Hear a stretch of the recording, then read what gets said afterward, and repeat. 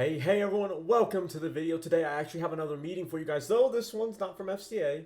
Though if there was one at the time, I probably would have went to it, but there wasn't one, so this one is actually from Honda this time, and it was regarding the 2021 Honda Odyssey. Yes, their minivan, so the upcoming footage is pretty much everything from the meeting, and then at the end, we will have some of my notes and some of the questions that I had that you might want to know, because hey, you might have those questions yourself. So anyway, I hope you enjoy the footage. This is a long video, but these meetings tend to be quite long as it is, so can't really be helped. But anyway, I hope you enjoy. I will see you all at the end of the video. So that was a little background about where Honda is so far, but now let's focus on the Odyssey minivan. And really, if you think about it, despite the fact that sometimes minivans can be somewhat kind of dissed with regards to what it says to the driver, they are probably the ultimate family-friendly vehicles, with that low step-over height, with the sliding doors, with just huge amounts of room inside, with lots of features that really focused on the family. I mean, the minivan really is the best family hauler, and we do believe that the Odyssey is the best of all because it's the most family friendly. And I'm going to talk about some of the features that we really feel as though makes it the best vehicle for families. Now, to kind of talk about that, I want to just focus just for a moment on some historical moments with Odyssey, and all of these really show the family focus of the Odyssey. So since its 1995 introduction, we put families first. So I'll talk about the Magic Slide second row seat of the current generation, but we did start back in 1995 with our first Magic seat, which actually folded up to the side to provide that huge amounts of area there where the third row seats would be. Then in 1999, we were the first minivan with head restraints and three-point belts for all of the occupants, so all three rows. In 2001, we were the first with GPS navigation. In 2005, the first minivan with standard three-row side curtain airbags and vehicle stability assist. You probably all remember the Honda Vac introduction in 2014. I mean, talk about family friendly, and my kids are older now, but certainly when they were younger, there was Cheerios where the sun don't shine, and that Honda Vac really helped to keep the minivan nice and neat and tidy. And then in 2018, which is the first year of this current generation of Odyssey, we introduced the Magic Slide second row seats, which we really feel as though provide a great deal of utility and configurability for people. So, and that's really where the Odyssey shines. It's how the occupants can be configured and how they enjoy the ride. And then also in 2015, we introduced the cabin watch, which uses a camera so the driver and front passenger can see all passengers in the second and third row. And it also included the cabin talk, which was a microphone positioned by the driver, and then their voice can be carried through the speaker system or through the headphones of the rear entertainment system to be able to speak to people all the way in the back of the van without having to raise your voice or throw a flip-flop at them if the kids are misbehaving. So let's go a little bit more into the Magic second row slide seats, which, all standard, all Odysseys come standard with 8-person configurability. And you can see here the full mode is where you do have those 3 occupants in the middle row, in the second row. And then you can quite easily take that middle seat out. And then we have what we call wide mode, where both seats are in their kind of traditional position out towards the doors. Now, not only do those seats move fore and aft, but they also move side to side. So then, as you can see below full mode, you see super mode. That's where you can push the seats all the way over to the side. And this could be advantageous if you have a child that you want to position within the gap between the front two seats, so then the passenger can kind of reach back, and if you've got a child in the child seat that needs consoling, they drop their binky, they need a drink of juice, you can pass it to them. So it makes it very advantageous there. But also, if you have two children in the seats together, you can bring them together.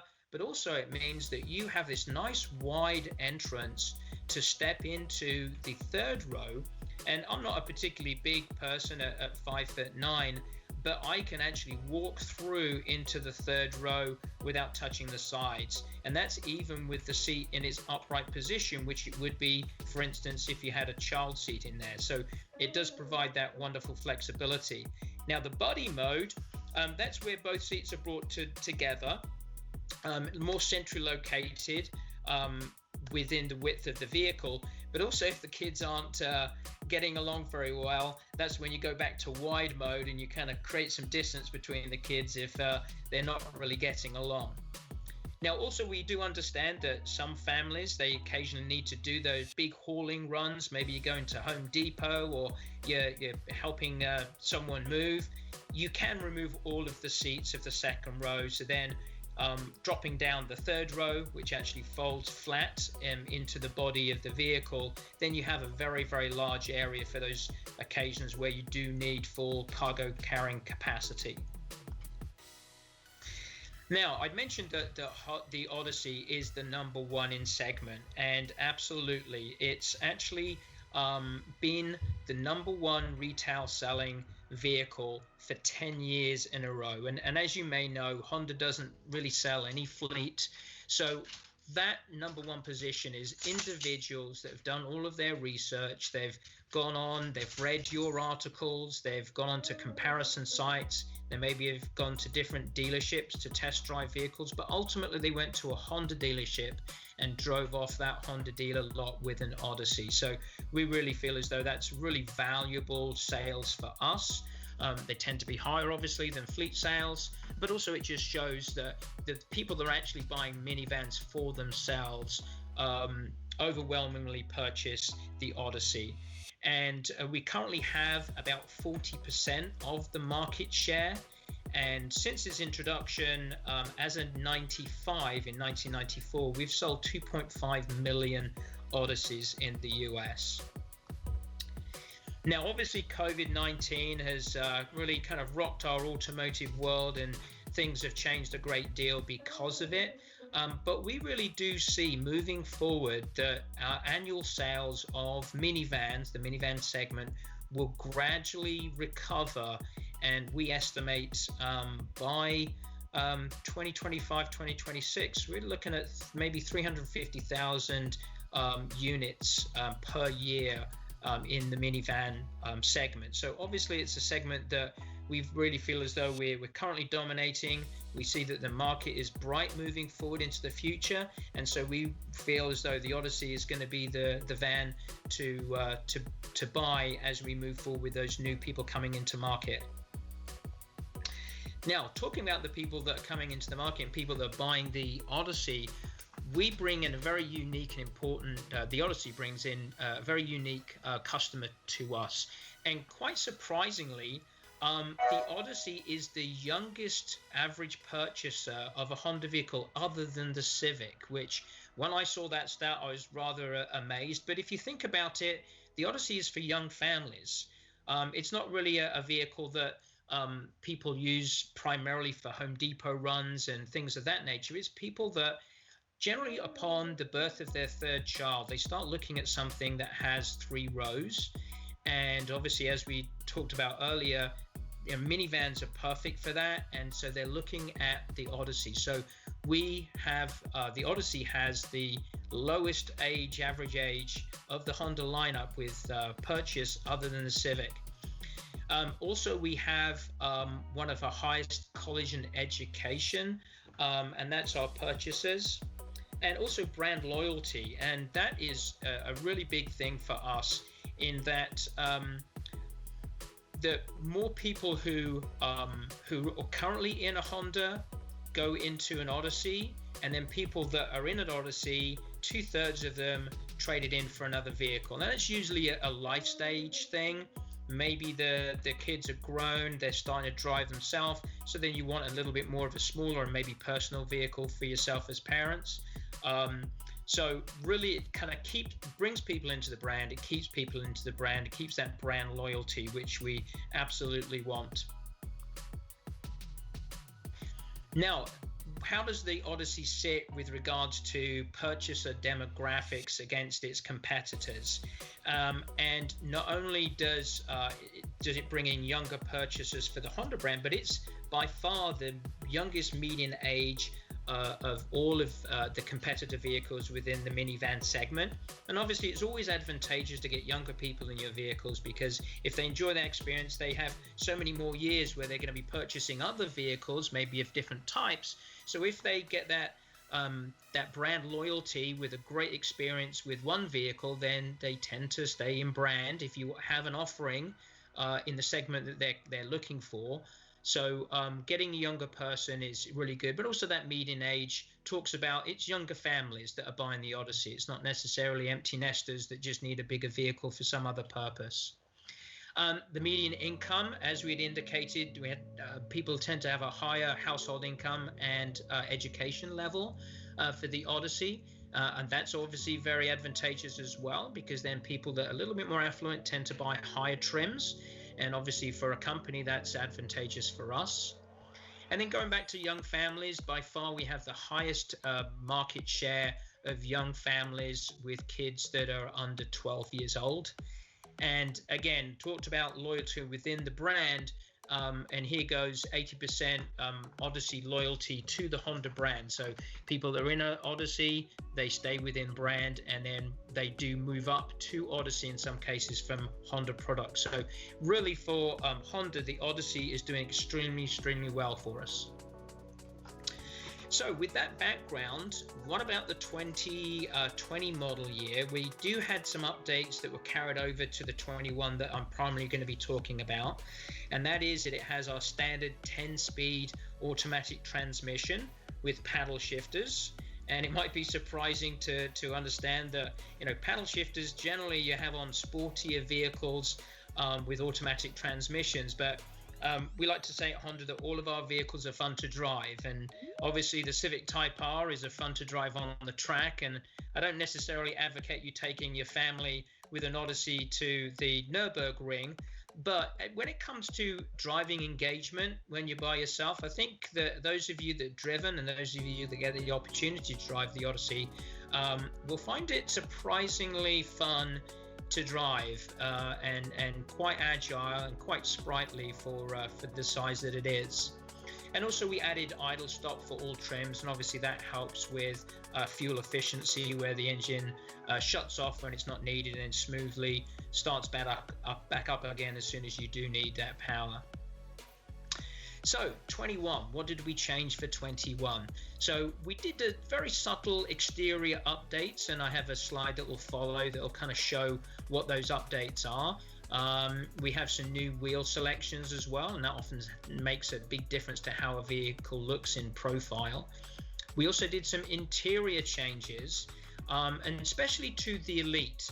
As you all probably know, there's no luxury manufacturer that builds a minivan. But there are affluent people that want and need a minivan, but they do want the feature content and the styling and the comfort that they would expect in their luxury vehicle. So that's where the Elite sits in our trim, and I'll talk about the trim structure a little bit later with the pricing that associates it with. Also with our Honda Sensing, and as I'm sure you know, the Honda Sensing is our suite of driver assistive and safety technologies, which now come standard on all trims of the Odyssey from the LX all the way up to the Elite. And a new feature that we have added, and we've committed to add it to all of our vehicles, is rear seat reminder. And there's sometimes circumstances, some of them very, very unfortunate, where people have left things or people in the rear seats and walked away and locked the vehicle, and so this rear seat reminder is to remind people to check those rear seats to make sure that their groceries and the ice cream that's not going to melt all over the seats, they've taken that, or make sure that they've taken their pets and any passengers with them out of the car. And with the Touring and Elite trim that has the cabin watch, we also have it integrated with that, and I'll talk about that and have a slide that shows how that functions in a moment.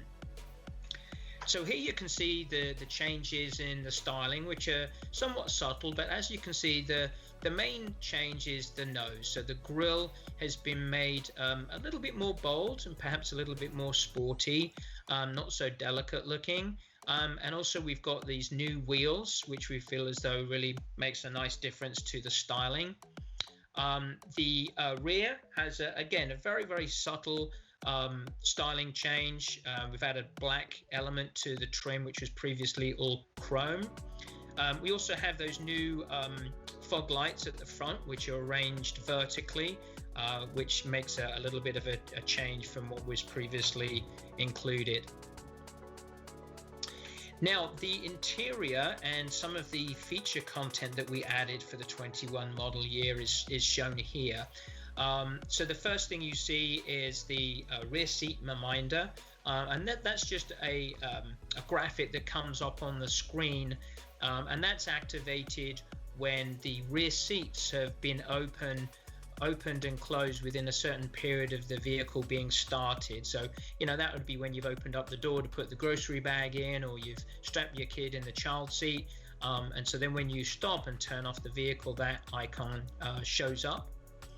Now, the second row seats, we did make a change to those Magic Slide seats in that they now fold a lot more flat, which enables a little bit easier removal from the vehicle. So again, it's not a primary thing where we feel as though most people are using the vehicle for families, and so they're utilizing that second row for occupants. But when you do need that additional cargo space, just makes it a little bit easier to remove those seats when they're folded flat. And just to let you know, obviously, if you've ever tried that, you understand that the seats are quite sturdy, and that's because the seatbelt is actually attached to the seat itself, which enables that sliding from side to side. So obviously that's a requirement that you have a very robust structure with the seat and how well it's anchored to the floor, because you do have the seat belt attachment to the chairs itself. Another small but very convenient thing is adding bag hooks to the third row. So this is where you open up the trunk and you put those grocery bags in, and obviously they're all full of things, and you make that first turn, the bag falls over and all of the cans roll out. So this way it kind of keeps them a little bit more secure.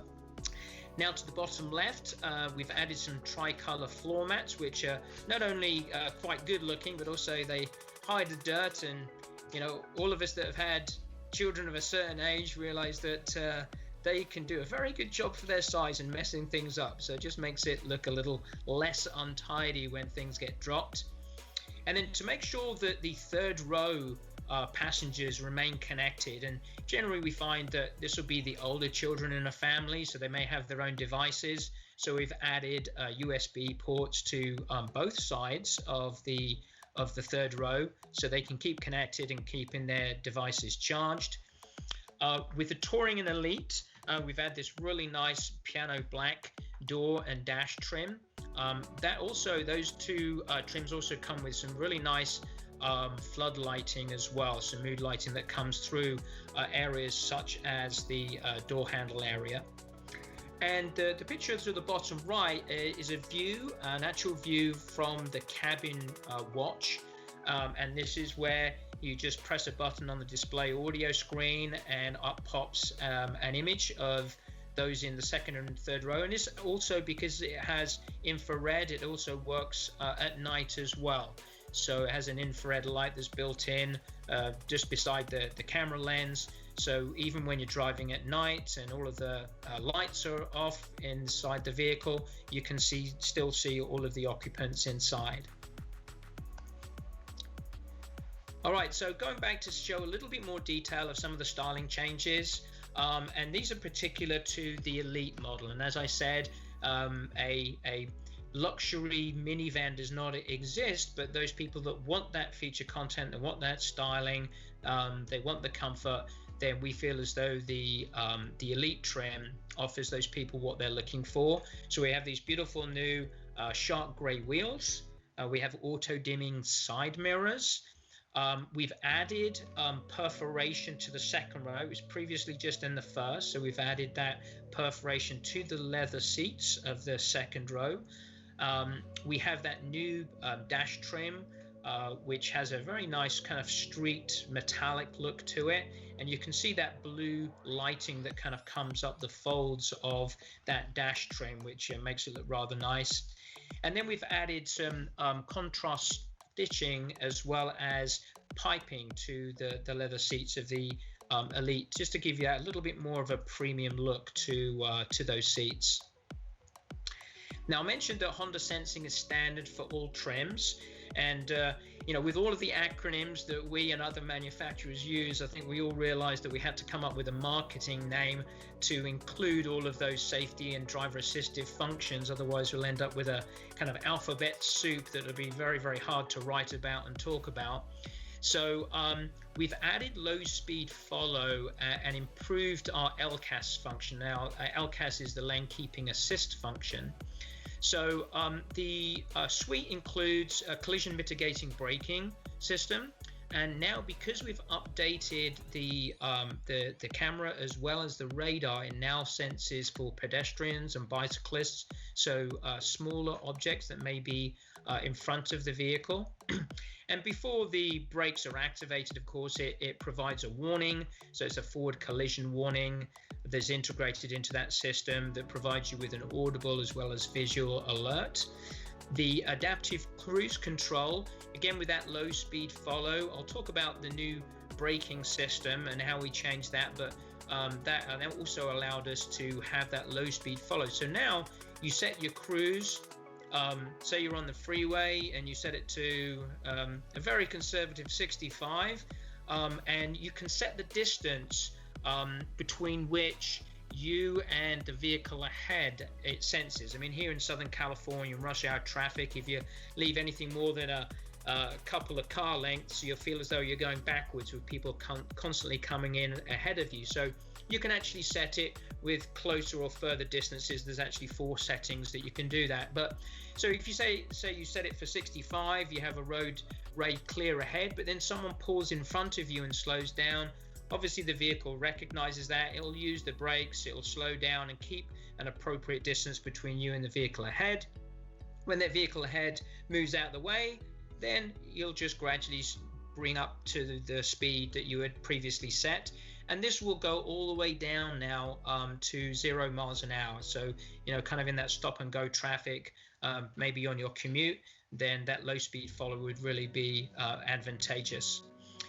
The road departure mitigation has lane detection warning that's included. So if you start to wander out of your line without using your turn signals, again, you'll get a warning, both audible and visual.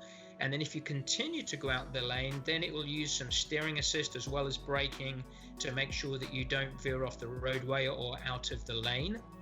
And as I mentioned, lane keep assist, that's more of a driver assistive function, especially for those long road trips with the family, especially on crowned roads, very crowned roads where you have to constantly kind of struggle to keep the vehicle within the lane. The lane keep assist system just provides very subtle and smooth steering input just to assist you to keep in the lane so it's less fatiguing. Another thing that's important to note with Honda Sensing is that we've added an integrated safety switch, so you don't have to go through various different screens and functions to be able to get to the safety systems. You just press that button and then you can just scroll through the screen, which is shown to the top right, and that includes all the functions that you may need to utilize.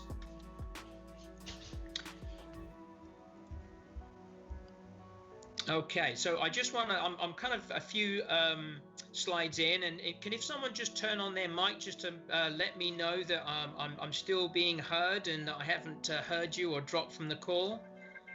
No, you're still around. Fantastic. Thank you very much for that check. You never know. I could have been talking to nobody. All right. So I did mention that there was some change made to the braking system. And we did adjust the electronic brake booster to provide 20% shorter brake pedal stroke. So this makes for a little bit more secure feeling braking, in that you do get a little bit more actual braking force for movement of that pedal, and reduced by 20%. You can see the graph to the right where you see that the deceleration increases for the pedal stroke as opposed to the 20 Odyssey. So it just provides you just with a little bit more secure feeling on the brakes, where you don't get as much brake pedal movement before you start to feel the vehicle actually slowing down. Now, obviously, braking is very important to safety, and safety is a very, very big thing for Honda. We always design, it's always a moving target with especially IIHS, which is good for the industry because they keep moving the goalpost, but we always strive to beat the current standards and look forward to what the standards may be in the future. And so the Odyssey is a very safe minivan with regards to the organizations that test such things. So we have a 5-star overall rating with NHTSA, and we're also a 2020 top safety pick plus with IIHS, and that includes good in all collision safety ratings, and a superior for the front crash prevention, which is that vehicle to vehicle and vehicle to pedestrian collision mitigating braking system that I had mentioned as well.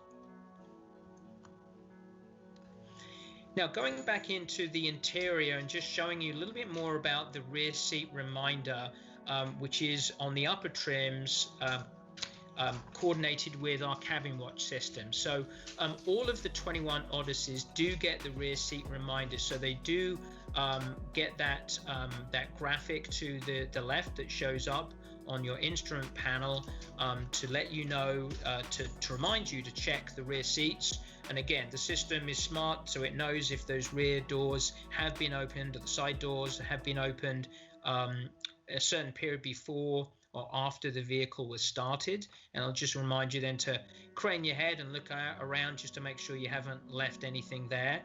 But with the Touring and the Elite trims, which have the cabin watch feature, not only do you get that warning to the left on the IP, but also on the display audio, the camera view will be shown of the second and third row seats. So that's an additional way to check the rears without having to turn your neck around.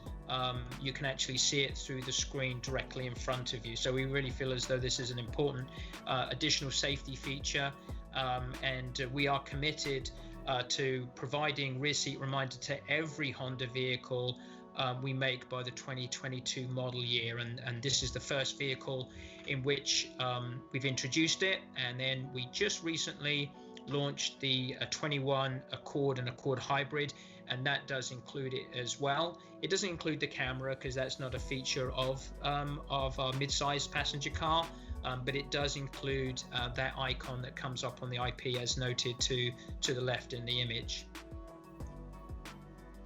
All right, so as I mentioned, and I'm hoping the audio will work with this, and when I start this video, this is Chris Hand and his wife and 2 young children, and Chris is kind of within the target market of the Odyssey. He's a young man who's the senior product planner with American Honda, who oversaw the launch of the 21 Odyssey, and he's basically going to do a walk around of the vehicle.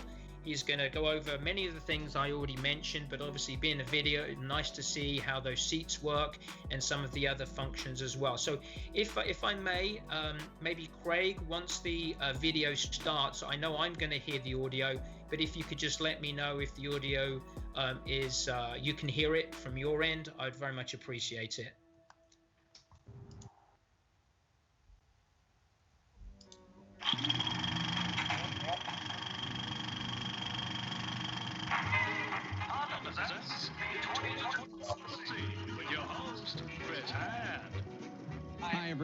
My name's Chris Hand. I'm the Senior Product Planner on the 2021 Honda Odyssey.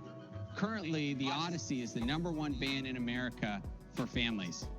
And we designed this vehicle first and foremost to be for families.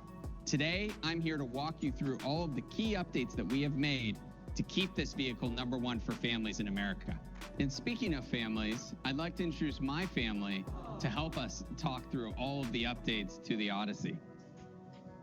For the 2021 Odyssey, we kept what has made it so popular with families while improving its capabilities. Let's start with what you can see. The styling, front and rear, has been subtly updated with a new, fresh look.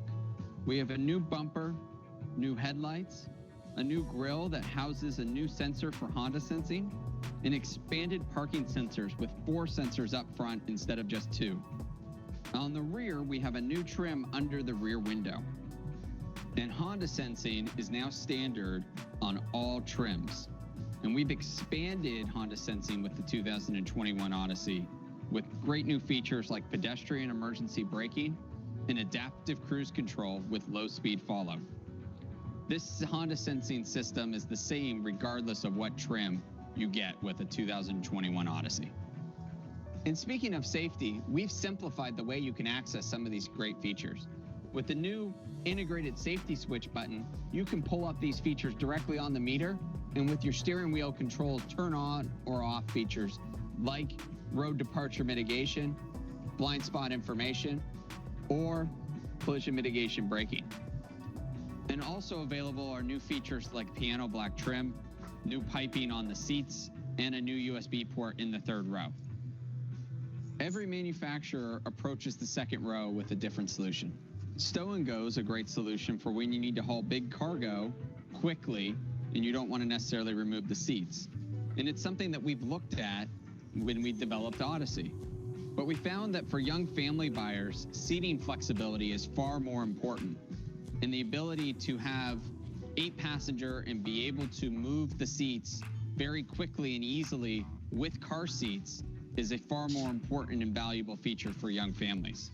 Sienna offers its long slide seats, and although they're nice enough, you can't get them and maintain the 8-passenger capacity families often need in their vans. And although it's not every day, those long slide seats are permanently installed now. So much for those Home Depot plywood runs. For Odyssey, we focused on flexibility that would be the most beneficial to our family customers on a daily basis with our Magic Slide 2nd row seats.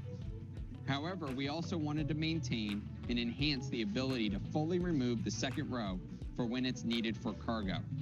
First, all 3 2nd row seats can accommodate child seats with lower anchors and upper tethers, wide enough that you can put 3 child seats side by side. And all 3 positions adjust for seat back angle. The outboard seats also adjust fore and aft in addition to side by side as part of the Magic Slide 2nd row functionality. Stow and Go seats do not slide. With the middle seat removed, you can open up all the flexible options of the Magic Slide 2nd row seat. Super Mode allows for you to slide both seats all the way to one side of the van. This creates an easy access into the 3rd row. Buddy Mode works by having both outboard seats slide into the middle for when the kids want to hold hands or interact with each other. And then Wide Mode, if they're not feeling very buddy-like, has both outboard seats sliding to the outside. All of these are great flexible seating options for young families, and you can do these all with the car seats installed. On those occasions when you need to maximize cargo or floor space, we've made the 2nd row seats easier to remove. The 2nd row outboard seats now fold nearly flat, so it makes it a lot easier to lift and remove.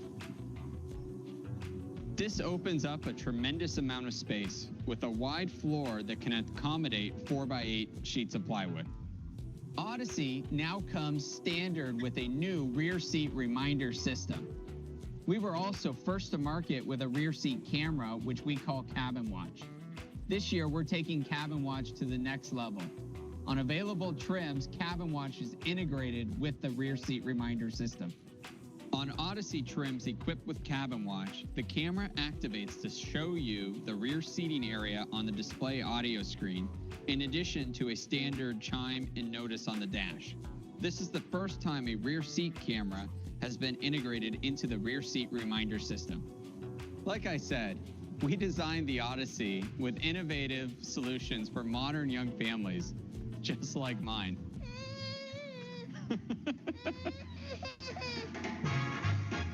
And that's all from Honda. See you soon.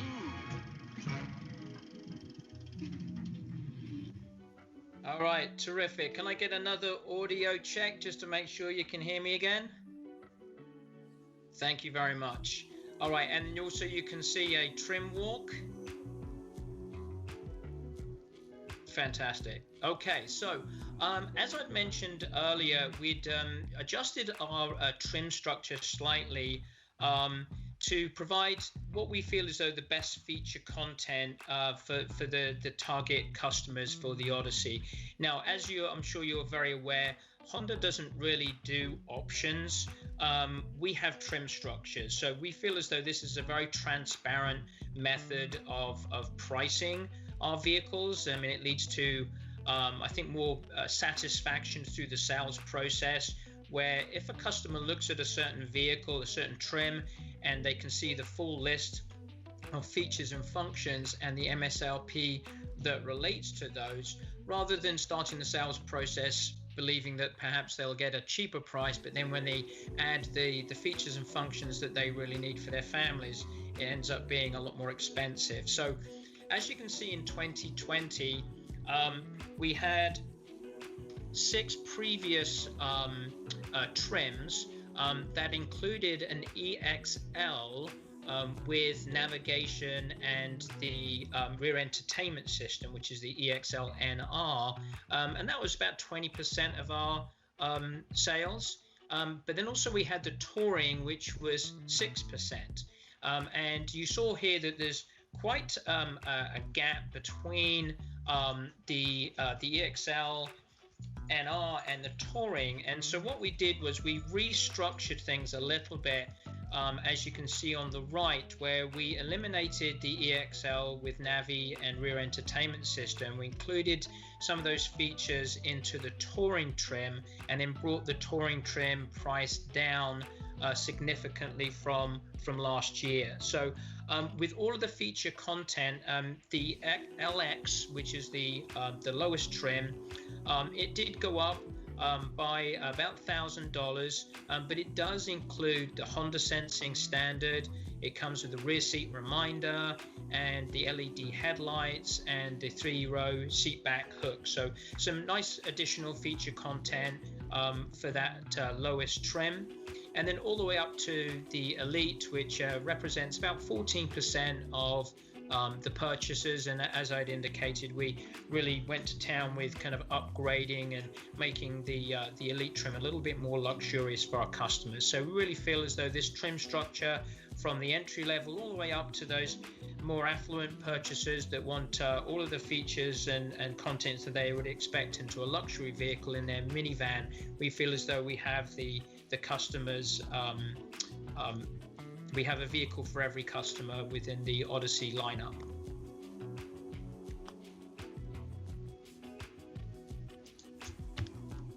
Okay, so just to kind of sum up what I've talked about before I put myself back on camera.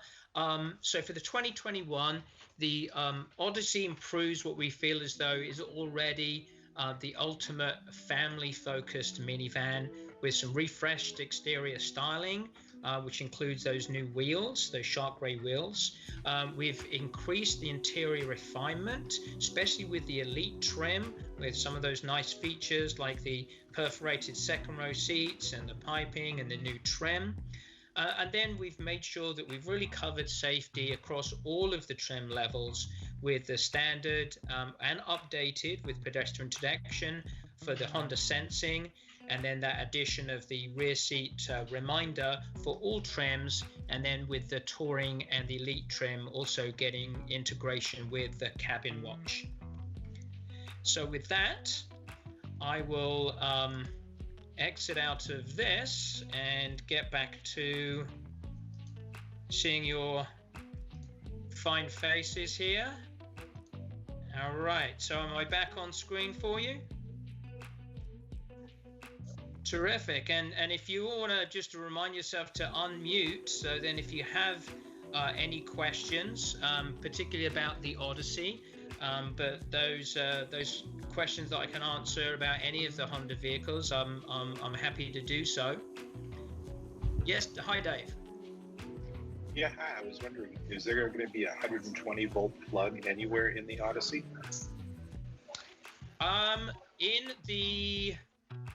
I'll have to double check. In fact, I could probably do that while we're online because I can have a look at the specs and features. So I had mentioned Honda Sensing before, Honda News before, and I'm going to do a quick look on there. But if you go to Honda News and obviously look for the Odyssey, you'll be able to find that. Now, I know with our SUVs and particularly with the Ridgeline, it does include that, but I will quickly have a look, see if I can find it rapidly without having everybody wait too long. All right, so while I'm finding that, if anybody else has another question I can field. I did. I was wondering about how much those back seats weigh to move, to carry them in and out. Yeah, I mean, I don't have the weight. I mean, I've done that myself. They are substantial, and you'd probably want to be, someone with a decent strength. I mean, I won't just select a certain gender, but a slighter person may need some assistance. And as I say, the functionality of those seats and the fact that the seatbelt anchors are built into the seats themselves, they do need to be substantial. And one thing that Chris had noted, that the stow and go seats, obviously they cannot be removed. They can be. They don't need to be removed, but they do not move front to back, and certainly they don't move side to side. But also because they need to be of a certain size to fit in that well of the floor, seat comfort is somewhat compromised. So we really feel, again, there's different ways of skinning a cat, as they say, but we really feel as though we look at things like that, and certainly the third row does that same function. The third row does fold flat into the well of the vehicle, but for the second row, considering comfort and seats are for sitting in, and so we feel as though we've kind of come up with the best and advantageous way of providing those seats. Thanks.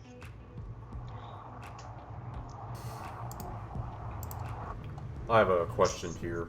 With the minivan segment estimated to recover, will there be an all-wheel drive Odyssey to compete with SUVs like the Pacifica all-wheel drive? Well, again, we always look at what other manufacturers are doing, as well as obviously our clever engineers and designers always come up with new ideas themselves. But obviously with all-wheel drive, you have to have a drive shaft going down the center of the vehicle, and that compromises the interior space. So, we have a snow drive mode on the Odyssey. Obviously, it's a front-wheel drive vehicle, and the snow mode basically adjusts the throttle application. So it helps to not necessarily eliminate, but help to prevent slippage of the front wheels and snow. But yeah, we feel as though right now with the current Odyssey, the loss of interior space and the loss of some of the family focus functions that we have in the interior is not currently worth the all-wheel drive. And of course, we do have our Pilot SUV, which has 3 rows. Obviously doesn't have a lot of the family focus advantages like a sliding side doors that all minivans have. So yes, it's something we look at, but for right now we feel as though the current driveline package is most advantageous for families.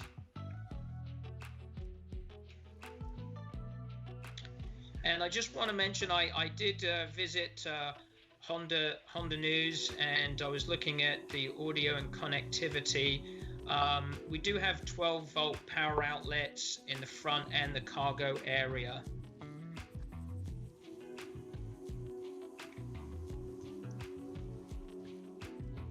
Okay, do we have any other questions?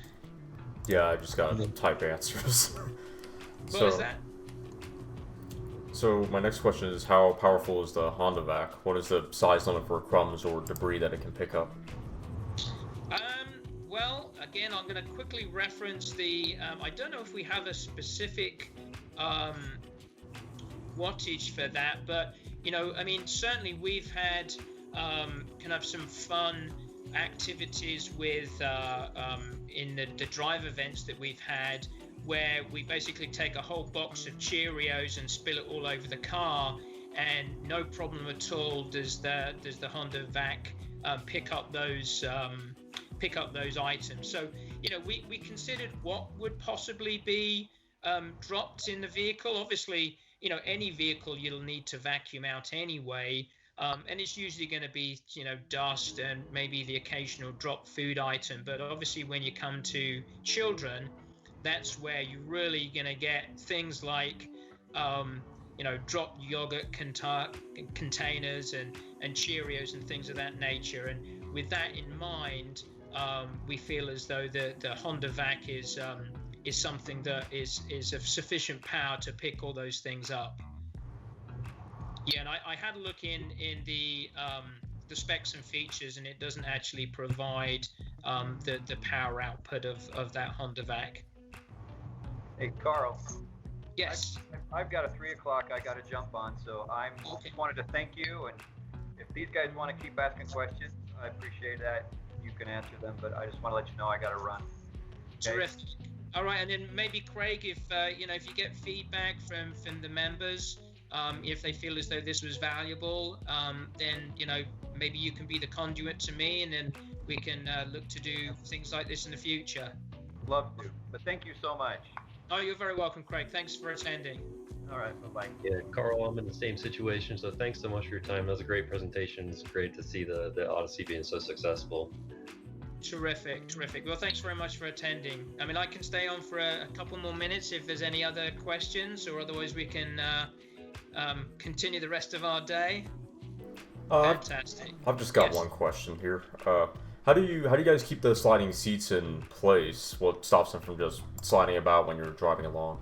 So it was hard to see when Chris slid the seats, but where you have the handle, there's actually a lever on the back side of the handle, and it ratchets. So there's basically different ratcheting positions, and once you release that lever, then it secures it in place. And it's on a double rack, so obviously there's the lateral movement to the rack, and then there's the slide part that goes backwards and forward as well. So wherever you position it laterally, it'll still move, or wherever you put it side by side, it'll move laterally as well. All right, well, I have to drop off too, so it sounds like we're just about done, unless it's all you, Cody. All right, thanks very much, Dave. I really appreciate it. And then Cody, any more questions? You've been good about that, keeping me on my toes. All right, everyone, here we are at the end of the video. Let's start by going over some of my questions and then some of the answers. So I'm sure some of you will be wondering, because we have the Chrysler Pacifica all-wheel drive, or we have the all-wheel drive drivetrain really now available, as much as I was wondering, in the same way that you guys were wondering, are they going to do an all-wheel drive version of the Odyssey to compete with the Pacifica? And here was the answer. With the loss of interior space that all-wheel drive would add because of the central drive shaft, Honda feels that it's not worth adding that because it encroaches on interior space. While there is an all-wheel drive, they do have a snow drive mode that alters the throttle response to reduce slippage. So the short answer is no, there is no all-wheel drive. And whether there will never be all-wheel drive, that's hard to say. Whether there will never be all-wheel drive for even the 2021 or even 2022 Odyssey, hard to say. But as of right now, no, there will not be an all-wheel drive version of the Odyssey. So if you live in my climate, Colorado, or other snowy climates, you might want to look at the Pacifica if you must have all-wheel drive, because that snow mode I personally wouldn't imagine will be enough. Next, for all of you who have, obviously if you're looking for a minivan, you have families, you have kids, and the vacuum seems like a good option, right? Seems like a good idea, but you're probably wondering, like I was, just how powerful is it? How powerful is what they're calling the Honda Vac? Because your kids might spill some big stuff or moderately sized objects from time to time. And so the answer is this: it can suck up a whole box of Cheerios, which, hey, that wasn't quite the question, but that does mean there's a lot of space. There's a lot of space built into the Honda Vac, so if you're worried that you're going to immediately fill the bag or fill the compartment that all the debris goes into, most likely you won't. But it is pretty powerful and should be able to suck up normal child food items like Cheerios. I like a certain thing called oatmeal squares, maybe some fries from McDonald's, small fries. But normal child food items rather than a burger. You're not going to suck up a burger. That is not going to happen and would require more than a vacuum to fix. Then they had a thing called cargo mode, and cargo mode basically just allowed you to take all the seats out and make the Odyssey a van, like a proper van. And so I was wondering for cargo mode, because you can remove the seats like entirely, how heavy were they? And so while the person I asked did not give me a specific weight, the seats are substantial. Carl says that a normal person might need some assistance. Another solution would just be to work on your strength. So the simple answer is this: you probably would need 2 people to lift the seats out of the Odyssey for your average consumer. But a quick solution to that is just work out, forehead. Start lifting some weights and you might have an easier time of it. But for most normal people, especially mothers, you're probably going to want to get someone else to help you out with that.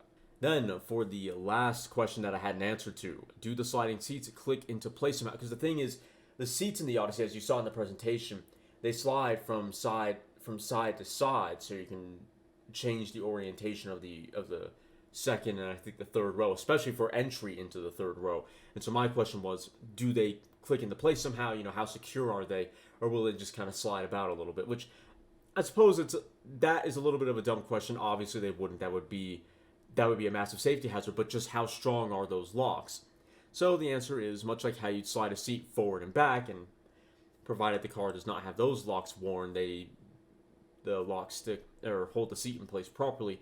The side-to-side functions click into place, so it'll latch into place like sliding front and back. So basically, you really shouldn't worry. You probably won't have to worry about the seat sliding back to back and your kids just rattling around. Much like how you would move the seat forward and back to change your position, it's a very similar mechanism. You should be fine. As far as the notes, one note that I have here that is Odyssey specific, because I had a few relating to Chrysler. The seatbelt is anchored to the seat. That's how Honda managed to make the seat slide side to side. So when you slide your seat, the seatbelt won't get stretched across the cabin. Because you know how when you recline your seat back, or even if you're sitting in the driver's seat and you go back and forward, the seatbelt is anchored to the pillar. And so how you do up your seatbelt kind of changes in relation to that. Well, because the seatbelt is actually attached to the seat, you're not going to have that weird, massively stretched seatbelt going across the cabin. It's going to be the same no matter what position you're in, and that's good. As far as safety features go, Honda Sensing is standard on all trims. Once again, making all the safety features standard on all trims is something Chrysler could learn from. Okay, that's not necessarily specific. That was more of a personal note. But apparently, Honda managed to do that whilst also making the base MSRP, less than that of the Pacifica, which is a good job on Honda's part. The adaptive cruise control will go all the way down to 0 miles per hour now, and I'd imagine that means go all the way to 0 miles per hour without disengaging. There is a new electric brake booster known as EBB. The brake pedal stroke is 20% shorter. The brake pedal feel is supposed to give you more confidence, and it allows for low-speed follow functionality, whatever that means. I would imagine, to me, that might have something to do with the cruise control, but... So I think by brake pedal stroke being 20% shorter, the travel is less, so that you get more bite on the brakes. You don't have to press the brake as far in, which I kind of like, actually. Provided the brakes aren't too grabby, provided they're not too overeager, that's good. Honda will be adding a rear seat reminder to every Honda vehicle after model year 2022. Rear seat reminder is so if you have a child in the back and then you get out, you don't forget. Okay, it's a safety system for your kids, so you don't leave kids or perhaps even pets in the back. Rear seat reminder RSR activates when the vehicle is turned off if the rear door is opened before driving.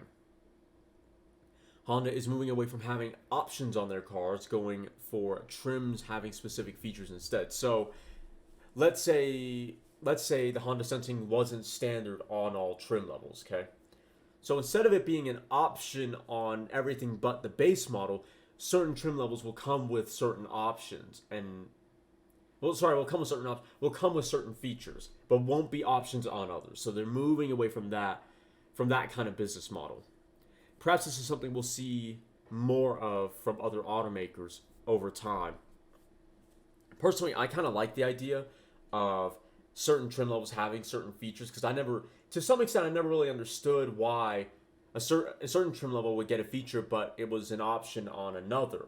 That just seemed kind of counterproductive to me. It's like, well, what's the point in that? Now, obviously, those certain options wouldn't be available on lower trim levels. Like if we're talking about the Ram DT 1500, the 2019, 2020, even the 2021, let's talk about a Laramie to a Bighorn. Certain leather interiors or certain interior options, more premium feeling and looking interiors aren't available on the Bighorn that are available on the Laramie or even the Laramie Limited.